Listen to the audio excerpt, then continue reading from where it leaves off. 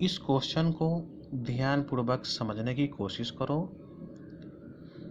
तो चलो इस क्वेश्चन को ध्यानपूर्वक समझने की कोशिश करते हैं। Which factors are not included in the prime factorization of a composite number? तो सबसे पहली बात, दो चीज़ों को समझना ज़रूरी है। प्राइम नंबर क्या होता है और कंपोजिट नंबर क्या होता है, जैसा कि इस एक्सरसाइज में डिफिनेशन के माध्यम से भी बच्चों को समझना ज़रूरी है। प्राइम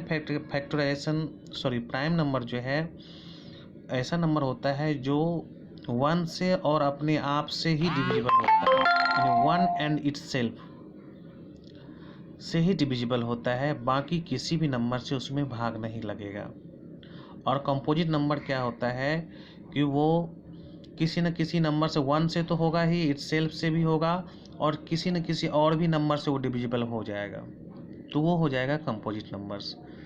जैसे 4 हो गया तो 1 से भी हो रहा है, 4 से भी हो रहा है और 2 से भी हो रहा है, इसका मतलब वो कंपोजिट नंबर है, क्योंकि 1 से भी हो रहा है, इटसेल्फ से भी हो रहा है और अदर से भी हो रहा है, तो वो कंपोजिट नंबर हो गया। और प्राइम नंबर जैसे 2 हो गया तो सिर्फ 2 से ही हो रहा है और 1 से ही हो रहा है।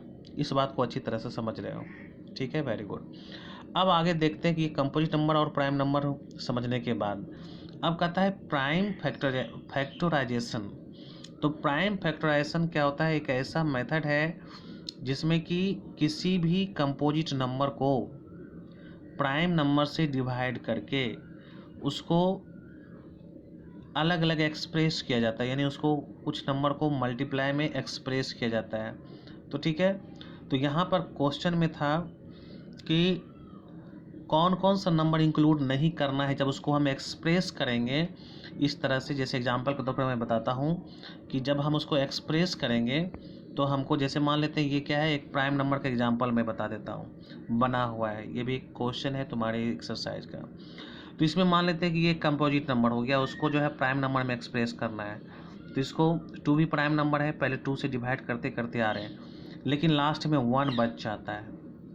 तो जब भी हम इसको प्राइम फैक्टराइजेशन में लिखेंगे तो 1 कहीं देखो यहाँ से यहाँ तक में आंसर में 1 को मेंशन नहीं किया गया है, जबकि 1 नीचे आया है, लेकिन 1 को लिखने की ज़रूरत भी नहीं है। दूसरा कारण यह है कि 1 से तुम मल्टीप्लाई करो या ना करो बात बराबर ही आता है, और लेकिन गुना यानी जितने भी इसके आंसर हैं, अगर उसमें हम जितने भी आंसर हैं उसको जो है नीचे लिखना है, और अगर ये सभी को मल्टीप्लाई करोगे, जितने भी नीचे आंसर है, अगर इसको मल्टीप्लाई करने के बाद जो है, अगर हम इसको मल्टीप्लाई करते हैं तो ये जो यहाँ है इतना आंसर आ जाएगा। इसी वजह से इसका जो है इटसेल्फ, यानी जिस नंबर का प्राइम फैक्टराइजेशन कर रहे हैं, यानी इसका कर रहे हैं, तो इसको नहीं लिखना है आंसर में, और ना ही 1 को लिखना है, यानी ये दोनों को छोड़ देना है। क्योंकि अगर इसको लिखते हैं तो कोई फ़र्क नहीं पड़ेगा, और इसको लिखते हैं तो आंसर ही नहीं आएगा, जबकि डिविजिबल है, लेकिन इसको लिखने की कोई ज़रूरत नहीं है। हमें जो सिर्फ लिखना है तो ये साइड वाला जो आया है वो लिखना है, और नीचे भी अगर मान लो 1 की जगह कुछ और आ जाता तो लिख सकते थे, लेकिन 1 आएगा तो नहीं लिखना है।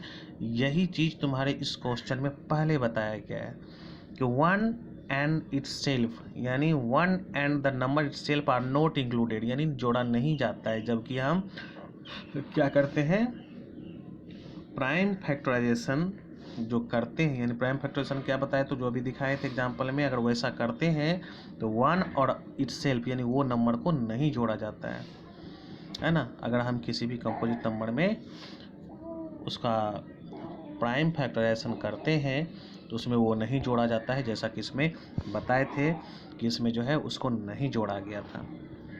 ठीक है, अगर फिर भी समझ में नहीं आया तो कमेंट करेंगे, और समझ में आ गया तो वेरी गुड। और इसी तरह के और भी वीडियोस के लिए, क्वेश्चंस के लिए हमारे चैनल को सब्सक्राइब करें, लाइक करें, इसको प्रमोट करें, जिससे कि मैं और भी वीडियो बना करके आपको हेल्प कर सकूं। Thank you for watching.